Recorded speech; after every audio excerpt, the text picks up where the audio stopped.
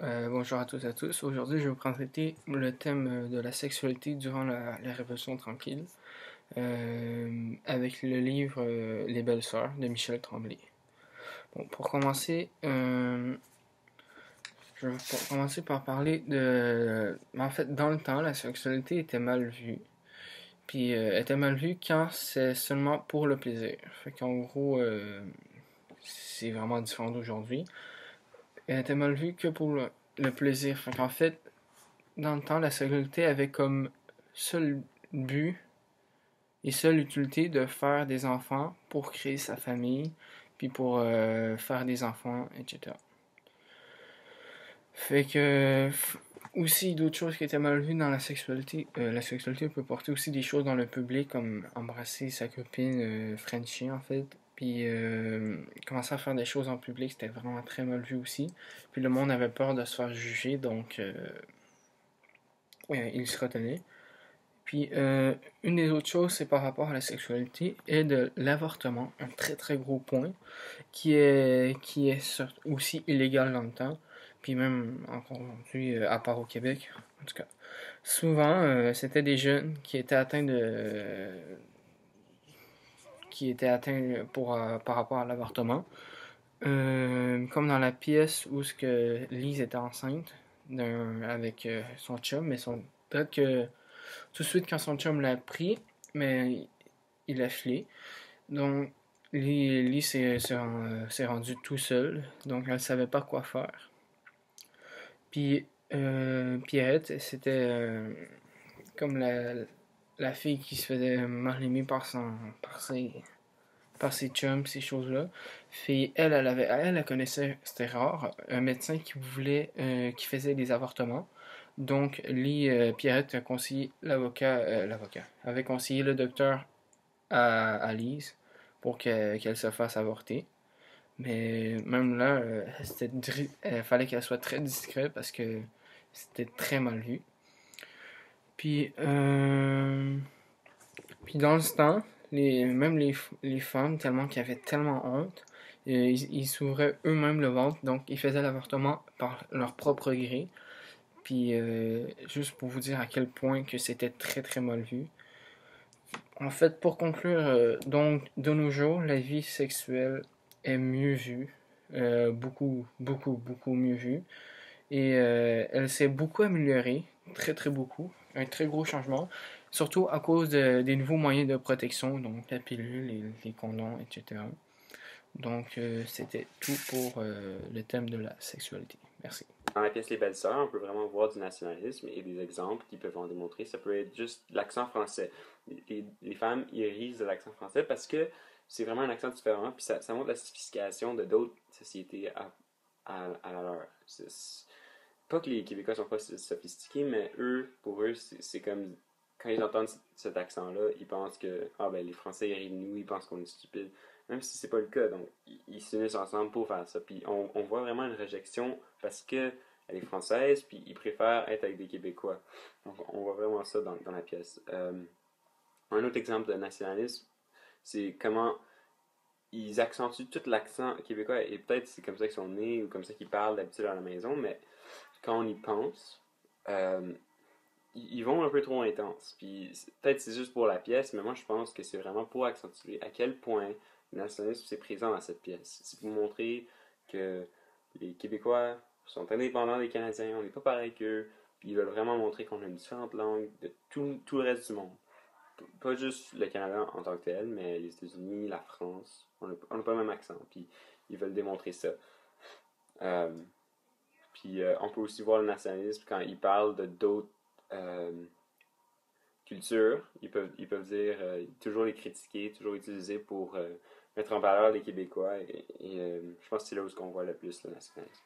Donc, dans la pièce Les Belles Sœurs, on parle beaucoup de féminisme, comme quand Pierrette se fait laisser, puis elle veut plus d'hommes. Donc, elle fait juste jouer avec les hommes.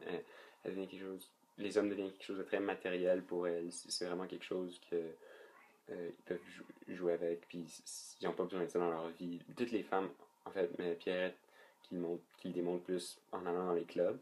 Mais toutes les femmes aussi disant oh, on n'a pas besoin d'hommes, on peut tout faire nous-mêmes, on est en train de faire les timbres, puis ça va nous apporter des meubles, on n'a pas besoin d'hommes pour faire ça, on est capable nous-mêmes, on est capable tout seul. Puis dans le fond, c'est ça que ça apporte à la pièce de théâtre. Aussi, l'affaire d'avortement, c'est quelque chose qui est quand même intéressant au féminisme dans la pièce de théâtre parce que au lieu de garder le bébé ou même demander au père pour de l'aide, ben Linda, Lise, elle s'en va, puis elle dit qu'elle veut un appartement qui est illégal et supposément dangereux dans ce temps-là. Donc, ça prouve à quel point les femmes ils veulent pas venir en contact avec des hommes, ils veulent pas avoir une dépendance envers les hommes. Donc, bonjour à tous. Aujourd'hui, je vais vous faire mon analyse vidéo des belles-sœurs, présentée par Michel Tremblay. Donc, je vais commencer par vous parler, moi, du sujet de la religion, qui est quand même assez présent dans le livre. Donc, tout au long du livre, on peut remarquer que la religion prend une grande place dans la vie des femmes, puis on peut comprendre aussi dans la vie des maris de ces femmes-là. Je vais commencer par vous montrer un peu, vous présenter un exemple. Donc, le premier exemple très précis de la religion, c'est lorsque les femmes s'agenouillent devant la radio à 7 heures, ou lorsque le chapelet de l'Église catholique commence. Donc, aussi, on peut remarquer que lorsqu'ils s'agenouillent, on peut remarquer qu'ils sont vraiment dédiés à la religion. La religion prend une grande place dans leur vie. Puis un autre exemple aussi, c'est les tâches quotidiennes. On peut remarquer qu'à un moment donné, ils énumèrent qu'ils font du lavage, de la cuisine, puis plusieurs autres choses. Alors on peut remarquer à l'intérieur de ça, c'est que l'Église, dans ce temps-là, prônait un peu la position que la femme devait occuper dans la maison, ce qui est s'occuper des enfants, faire la cuisine, puis faire le lavage, tout ça. Donc une grosse partie de l'Église catholique rentre dans cette espèce d'aspect-là, dans cet exemple-là, en fait.